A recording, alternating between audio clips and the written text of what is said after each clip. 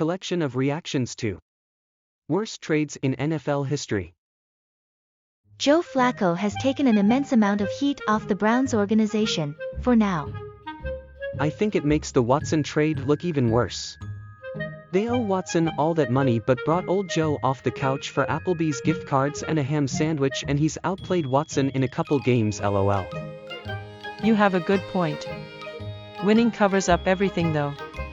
If you want another example, don't forget the 9 heirs mortgaged their future for a huge project QB who they traded for a 5th rounder after only 6 starts and got away with it because Purdy has been good. We've had a lot of draft misfires that have flown under the radar due to our successes in the last few years. Solomon Thomas, Reuben Foster, multiple picks that ended up never playing a single snap, etc. The only 2 successful first-round picks in the Shauna Lynch regime have been Bosa and Ayuk. Those are 2 pretty damn good ones though. If you pick all pros in 3rd and 5th rounds, people will forgive you missing in the 1st.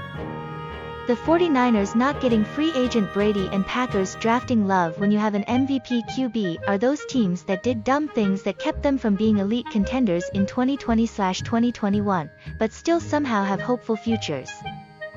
The Love pick was especially bad because they traded up for that pick, and he definitely would have been available in later rounds. He was generally considered a late first prospect, so I don't know. I think it was a decent pick at the time.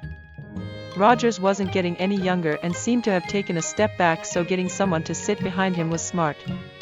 Their worst decisions that draft were taking a bruiser RB and undersized TE in the 2ND/3 RD. Hardly, Love was not making it to GB's 2nd round pick. Love has been exceptional for a first-year starter, and the Packers were never a single player away from a championship during the time Love was on the bench. And if they draft a WR instead, very possible they win a S. Very unlikely. A rookie WR wouldn't have helped the Packers' O-line stand up to the Bucs' D-line. Bach going down was what doomed the run, not the lack of a rookie that Rodgers wouldn't have trusted. Between Flacco's play for the Browns now and Baker's play on the Bucs, it seems really likely that the Browns would be a top 3 team right now, if not the Super Bowl favorite, if they don't make the DW trade. And now they have a problem when DW comes back and they have to play him. It's going to be rough. If they go on any kind of playoff run, does Flacco get a starting spot somewhere? Browns won't have any cap space to keep him around regardless of how he does. Sounds like a problem for next year. And I think the only reason Sean Payton is so mad is because Joe Flacco is playing better.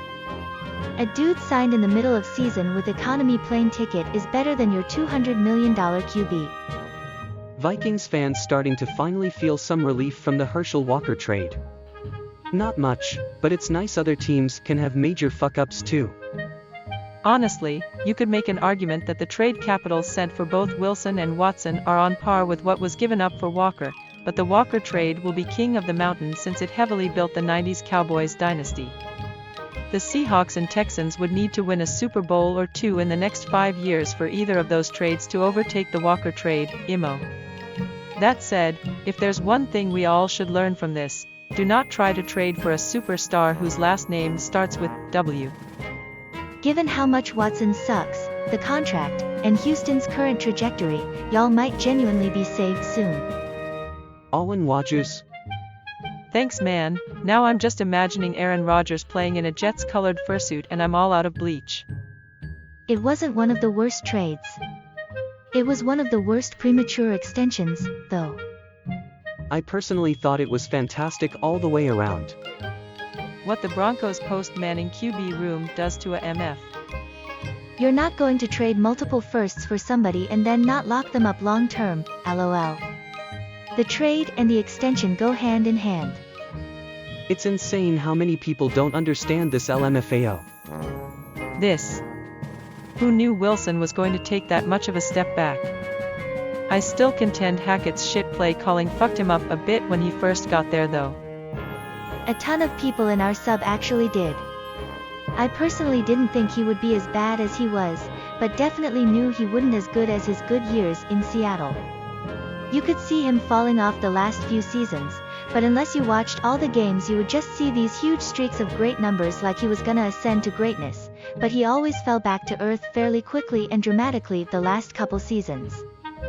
Anyone who actually watched his last couple years in Seattle. He would start strong and pretty quickly turn into the Russ we've seen the last couple seasons in Denver. Dude's been fairly cooked for 5 years now.